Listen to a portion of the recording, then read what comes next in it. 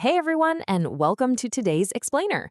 Today we're going to put on our scientist hats and look really closely at our daily meals. We're going to figure out exactly what is on our plates and, more importantly, how that food gives us life, makes us strong, and keeps us sharp. So if you're ready to uncover some mysteries about mindful eating, let's just jump right in. All right, let's start things off with this piece of ancient Sanskrit wisdom. Imagine you're walking into school, and right there on the notice board, you see the thought of the day penned up. Annena jatani jivanti. Pretty mysterious, right?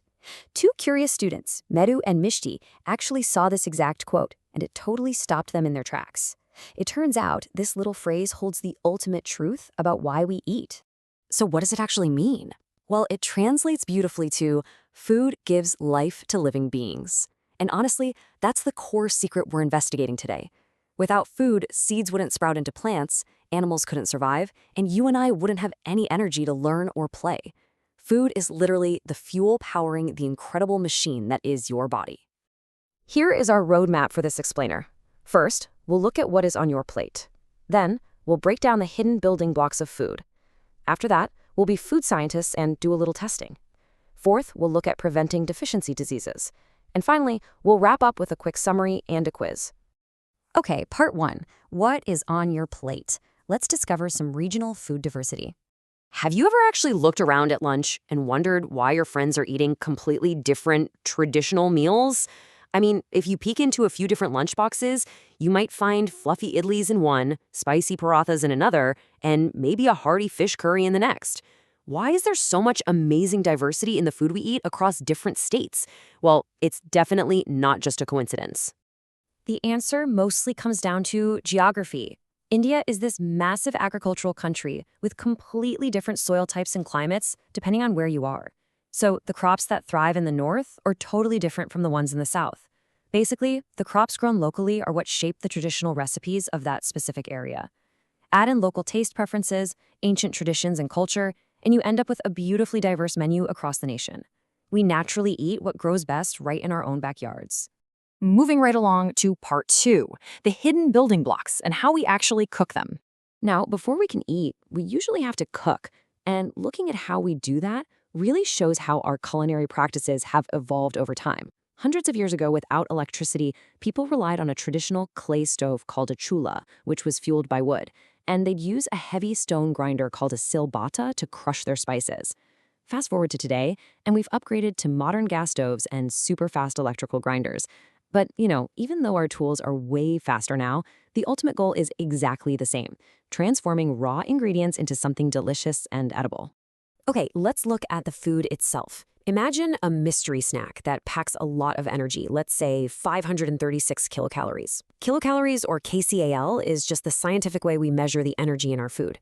If we break this snack down, maybe it's a bag of deep-fried chips, we find it's mostly made up of fats and carbohydrates. Now, we absolutely need some fats and carbs for energy, for sure, but eating too much of this specific combination without balancing it with other nutrients, well, it's just not the best fuel for a growing body. Now compare that first one to a second mystery snack, like a bowl of roasted chickpeas. Look at the difference. The fat content is dramatically lower, and there is a massive boost in proteins and dietary fiber. Proteins are your body's building blocks. They repair your muscles. And dietary fiber, also known as roughage, it basically acts like an internal broom, keeping your digestive system clean and healthy. So Mystery Snack 2 is clearly a much more powerful choice for building a healthy body. So the big takeaway here is that food is doing four massive jobs for us. First, it provides the energy we need just to run around and think. Second, it supports our growth, helping us get taller and stronger. Third, it repairs our bodies when we get a scrape or have sore muscles. And fourth, it protects us from diseases. And it manages to do all of this using those fundamental building blocks: carbohydrates, fats, proteins, vitamins, and minerals. Which brings us to part three. It is time to be a food scientist and test for starch. Let's mentally step into the lab and see how this works. Starch is a type of carbohydrate, and we can actually detect it using a special liquid called iodine. Here's how we do it. Step 1. We crush our food sample with a pestle and mortar. Step 2. We take about half a teaspoon of that crushed food and put it into a clean test tube. Step 3. We take a dropper and carefully add 2 to 3 drops of diluted iodine solution. And then step 4, the fun part. We watch closely for a chemical reaction. If the food has starch in it, that iodine is going to change from a brownish color to a really deep blue-black. When we record our data in a table like this, the science really comes to life. Let's say we predicted potatoes and boiled rice would have starch. Well, our observation proves it, because they both cause that clear blue-black color change. But what about the cucumber? No color change at all. It just stays brown, because cucumbers are mostly water and really don't contain starch. That is science in action. All right, on to part 4, preventing deficiency diseases using vitamins and minerals. This is a pretty critical mystery we need to solve. Vitamins, like A, B, C, and D, and minerals, like calcium, iodine, and iron, are our body's microscopic protectors.